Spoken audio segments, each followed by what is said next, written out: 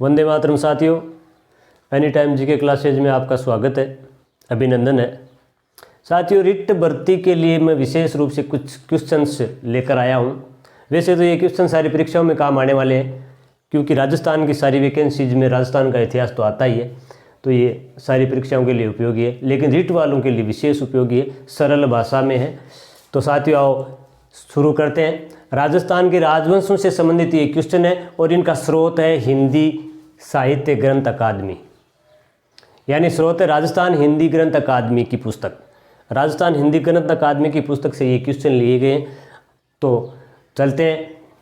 पहला क्वेश्चन है, गुहिल वंश की उत्पत्ति के संबंध में असत्य कथन का हमें चुनाव करना है कि गुहिल वंश की उत्पत्ति के संबंध में असत्य कथन कौन सा है। गुहिल वंश की उत्पत्ति ईरान के शासक नौशेखा से उत्पन्न अबुल फजल के द्वारा ये मत प्रस्तुत किया गया है कि गुहिल वंश की उत्पत्ति ईरान के शासक नौशेखा के वंश से मानी गई है, अर्थात नौशेखा के वंशज थे गुहिल। दूसरा है, आनंदपुर के ब्राह्मण D.R. भंडारकर कहते हैं कि गुहिल आनंदपुर के ब्राह्मण वंश से संबंधित थे और ये विदेशी थे, यानी D.R. भंडारकर और स्मिथ दोनों गुहिलों को विदेशी मानते हैं। और भंडारकर कहते हैं कि आनंदपुर से आए थे, आनंदपुर के ब्राह्मणों के वंश से संबंधित थे। गुहिल सूर्यवंशी थे। गौरीशंकर हीराचंद ओझा और मोहन और नैणसी के अनुसार ये सूर्यवंशी थे। आड़ शिलालेख क्षत्रिय, आड़ शिलालेख के अनुसार गुहिलों को क्षत्रिय माना गया है। तो साथियों, इनमें से कौन सा कथन असत्य है? ईरान के शासक नौशेखा से संबंधित थे, वंशज थे, बिल्कुल सत्य कथन है। ये नौशेखा के वंश से थे। और आनंदपुर के ब्राह्मण यानी भंडारकर के अनुसार ये कथन भी बिल्कुल सत्य है। ओझा और नैणसी कहते हैं कि ये सूर्यवंशी थे, बिल्कुल सही है। आड़ शिलालेख के अनुसार ये कथन गलत है। आड़ शिलालेख के अनुसार गुहिल ब्राह्मण वंश से संबंधित थे। दूसरा क्वेश्चन, इसमें अपने को सत्य कथन छांटना है।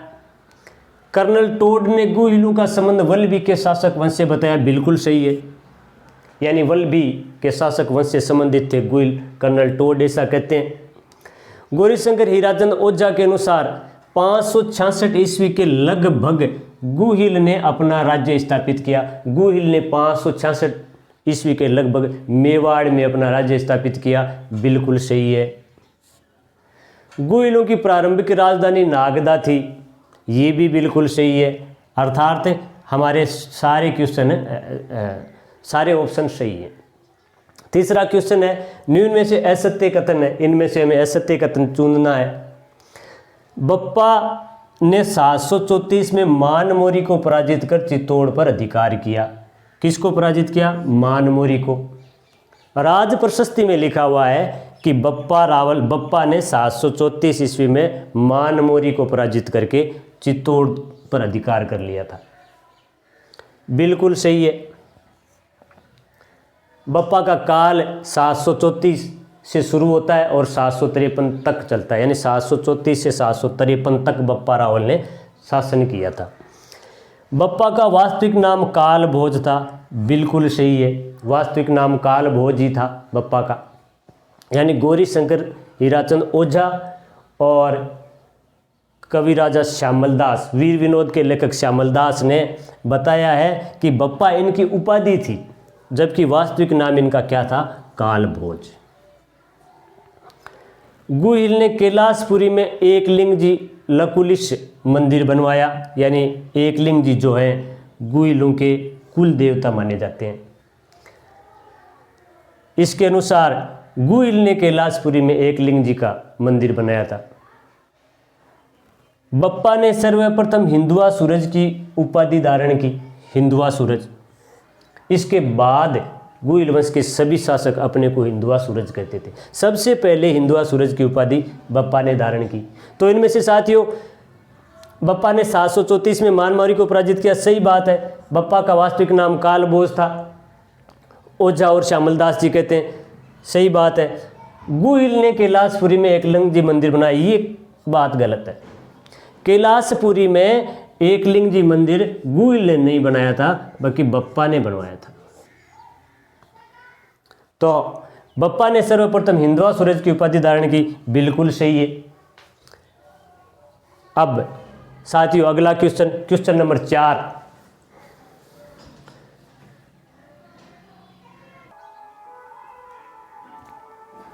क्वेश्चन नंबर 4, नैन्सी व टोड ने गुहिलों की कितनी शाखाओं का उल्लेख किया?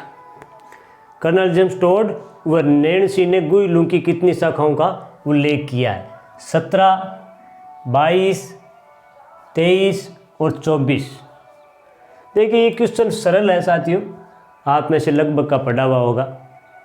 इन्होंने गुहिलों की 24 शाखाओं का उल्लेख किया है। गुहिलों की कितनी शाखाओं का उल्लेख किया? 24 शाखाओं का उल्लेख किया है। इसके बाद बप्पा रावल का सोने का सिक्का कितने ग्रेन का था? देखो गुहिलों ने सोने और चांदी दोनों के सिक्के चलाए थे। बप्पा रावल ने एक सोने का सिक्का चलाया था, जिनका एक सोने का सिक्का मिला है, वो कितने ग्रेन का था? 110, 115, 122 और 124। तो साथियों इसका उत्तर होगा 115 ग्रेन का। अगला क्वेश्चन है, गुहिल वंश का वह प्रथम शासक जिसने अरब आक्रमणकारियों को परास्त किया था, यानी पहला शासक जिसने अरब आक्रमणकारियों को परास्त किया था? नरवाहन, शिलादित्य, भोज। देखो भोज, नरवाहन, शिलादित्य, नाग, महेंद्र, ये गुहिल वंश के ही राजा थे। कई बार नाम दे देता है, 3-4 कार पूछ लेता है ये किस वंश से संबंधित थे, तो ये भी हमें जानकारी रखनी है। इसका उत्तर होगा साथियों खुमान प्रथम। गुहिल वंश का प्रथम शासक जिन्होंने अरब आक्रमणकारियों को पराजित किया वो था खुमान प्रथम। अगला क्वेश्चन है, असत्य कथन को चुनिए। अल्लट ने हूण कन्या हरिया देवी से विवाह किया। असत्य कथन चुनना है। अल्लट ने आहड़ में वराह मंदिर का निर्माण करवाया। अल्लट के समय मेवाड़ की राजधानी आहड़ को बनाया गया। अल्लट के समय इल्तुतमिश का आक्रमण हुआ। इनमें से असत्य कथन बताना है। तो साथियों हूण कन्या हरिया देवी से अल्लट ने विवाह किया था, बिल्कुल राइट बात। आहड़ में अल्लट ने वराह मंदिर बनाया था, ये भी बिल्कुल सही बात है। और आहड़ को ही इन्होंने अपनी राजधानी बनाया था अल्लट ने, यानी आहड़ को ही इन्होंने अल्लट ने अपनी राजधानी बनाया था। देखिए पहले राजधानी नागता थी, अल्लट ने आहड़ को बना दिया, उसके बाद इसकी राजधानी चित्तौड़ हो जाएगी। इसके बाद अल्लट के समय मेवाड़ की राजधानी आहड़ को, बिल्कुल सही बात, मेवाड़ की राजधानी आहड़ हो गई। अल्लट के समय इल्तुतमिश का आक्रमण हुआ, ये बात गलत है साथियों। इल्तुतमिश का आक्रमण अल्लट के समय नहीं होकर के इल्तुतमिश का आक्रमण किसके समय हुआ था? जेतर सिंह के समय हुआ था। इल्तुतमिश का आक्रमण किसके समय? जेतर सिंह। तो अपना ये उत्तर सही हो जाएगा। असत्य कथन चुनना है, इसका मतलब अपना ये उत्तर सही हो जाएगा। अगला क्वेश्चन है, असत्य कथन छांटना है। शक्ति कुमार के समय परमार राजा मुंज ने आहड़ को नष्ट कर दिया। देखिए नरवाहन के बाद गुहिल वंश की शक्ति कमजोर हो गई थी। नरवाहन के बाद शासक बना शक्ति कुमार। शक्ति कुमार के समय परमार राजा मुंज ने आहड़ को नष्ट कर दिया और चित्तौड़ पर अधिकार कर लिया। ये बात बिल्कुल सही है। दूसरा है, रतन सिंह ने चित्तौड़ को राजधानी बनाया। रावल शाखा का अंतिम राजा रतन सिंह। देखिए रण सिंह के समय गुहिल 2 शाखाओं में बंट गए थे। एक राणा और एक रावल। रावल शाखा का अंतिम शासक हुआ था रतन सिंह। रतन सिंह के समय रतन सिंह ने चित्तौड़ को राजधानी बनाया। शक्ति कुमार के समय चित्तौड़ को मुंज ने अधिकार में ले लिया था। दूसरा कथन है रतन सिंह ने चित्तौड़ को राजधानी बनाया। ये कथन गलत है साथियों। रतन सिंह ने चित्तौड़ को राजधानी नहीं बनाया था, बल्कि चित्तौड़ को राजधानी किसने बनाया था? जेतर सिंह ने।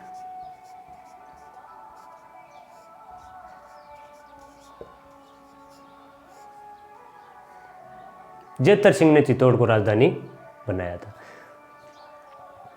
अगला है 1227 ईस्वी में भूताला के युद्ध में जेतर सिंह ने इल्तुतमिश को पराजित किया। गुलाम वंश का शासक इल्तुतमिश, जिन्होंने 1227 के लगभग आक्रमण किया था मेवाड़ पर। इल्तुतमिश और जेतर सिंह के बीच में युद्ध हुआ, जो भूताला के युद्ध के नाम से जाना जाता है। उस युद्ध में, भूताला के युद्ध में, जेतर सिंह ने इल्तुतमिश को बुरी तरह पराजित किया था। जेतर सिंह ने ये कथन बिल्कुल सही है। जेतर सिंह ने 1248 में नसरुद्दीन मुहम्मद की सेना को पराजित किया। जेतर सिंह का समय माना जाता है 1213 से लेकर के 1250-53 तक। गौरी शंकर हीराचंद ओझा इनको 1253 तक का काल मानते हैं, इसके शासनकाल को, और कई किताबों में 1250 तक दिया हुआ है। तो 1248 में नसरुद्दीन मुहम्मद की सेना को भी इन्होंने पराजित किया था जेतर सिंह ने। जेतर सिंह एक महान विजेता सूरवीर शासक था। ये बात भी बिल्कुल सही है। तो इस प्रकार हमारा ये कथन गलत हो जाता है साथियों। याद रखने की बात यही है कि चित्तौड़ को राजधानी जेतर सिंह ने बनाया था। अब अगला क्वेश्चन,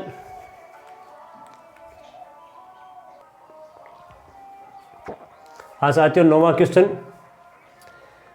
है, किसके शासनकाल को मध्यकालीन मेवाड़ का स्वर्णकाल कहा जाता है? मध्यकालीन मेवाड़ का स्वर्णकाल, मेवाड़ का स्वर्णकाल नहीं, मध्यकालीन मेवाड़ का स्वर्णकाल। तेज सिंह, समर सिंह, कुंभा, रतन सिंह, इनमें से हमें बताना है कि किसके शासनकाल को मध्यकालीन मेवाड़ का स्वर्णकाल कहा जाता है। तो साथियों, मध्यकालीन मेवाड़ का स्वर्णकाल आप सोचकर बताइए।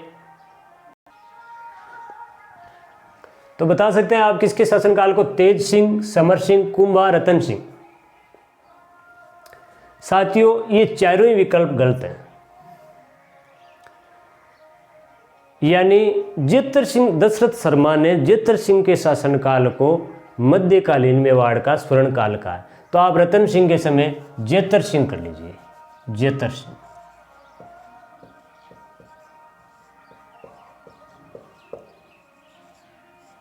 ये अपना आंसर सही हो जाएगा। जेतर सिंह का काल मध्यकालीन मेवाड़ का स्वर्णकाल और नव संचार का काल था। याद रखने की बात है, साथ में नव संचार का काल भी था, और ये बात दशरथ शर्मा ने कही है। अगला है, कमलचंद्र ने श्रावक प्रतिक्रमण सूत्र चूर्णी, यानी मेवाड़, राजस्थान में चित्रकला की शुरुआत मेवाड़ से मानी जाती है। और मेवाड़ में भी चित्रकला की शुरुआत तेज सिंह के समय मानी जाती है। और मेवाड़ में सबसे पहला चित्रित ग्रंथ श्रावक प्रतिक्रमण सूत्र चूर्णी है, जो कमलचंद्र ने ताड़पत्र पर चित्रित किया था। ताड़पत्र पर चित्र बनाए थे, यानी एक चित्रों की किताब है जो ताड़पत्रों की बनी हुई है, जिस पर कमलचंद्र ने चित्र बनाए थे। ये किसके समय का है? क्वेश्चन में पूछा जा रहा है किसके समय का, हालांकि उत्तर मैंने बता ही दिया दोस्तों, ये तेज सिंह के समय का है। जेतर सिंह के बाद तेज सिंह शासक बना, और ये तेज सिंह के समय का चित्र है श्रावक प्रतिक्रमण सूत्र चूर्णी, जो कि मेवाड़ चित्र शैली का प्रसिद्ध चित्र माना जाता है। ये लगभग 1260 के लगभग चित्रित किया गया था साथियों। 1260 ईस्वी में चित्रित हुआ था। तेज सिंह की पत्नी थी एक जेतल देवी, जेतल देवी।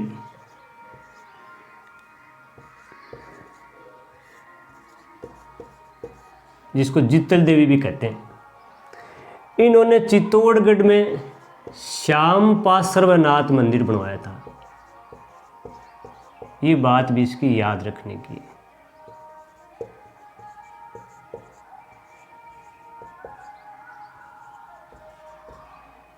श्याम पार्श्वनाथ मंदिर बनवाया। ये किसकी? तेज सिंह की पत्नी। ये बात भी साथियों याद रखने की है। साथियों ये आज के 10 क्वेश्चन थे। हर क्वेश्चन लगभग 2-4 को छोड़ करके एक क्वेश्चन में 4-4 क्वेश्चन छिपे हुए हैं। रिट वालों के लिए बहुत ही महत्वपूर्ण क्वेश्चन है। राजवंश जैसा कि आप जानते हैं बहुत लंबा चौड़ा है, इसको एक दिन में पढ़ाना ठीक नहीं होगा, नहीं कोई एक दिन में याद कर सकता। राजवंश को हम जितने टुकड़ों में बांट करके याद करेंगे उतना ही हमें याद होगा, और बार बार इनको याद करना पड़ेगा, रटना भी पड़ेगा।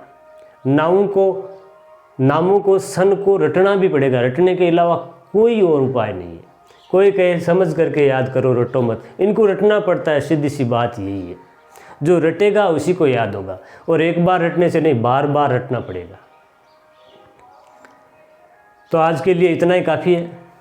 साथियों वीडियो देखने वालों से निवेदन है कि मेरे वीडियो को लाइक और सब्सक्राइब करें ताकि मेरा हौसला बढ़े और अगला वीडियो मैं आप लोगों के लिए लाऊं।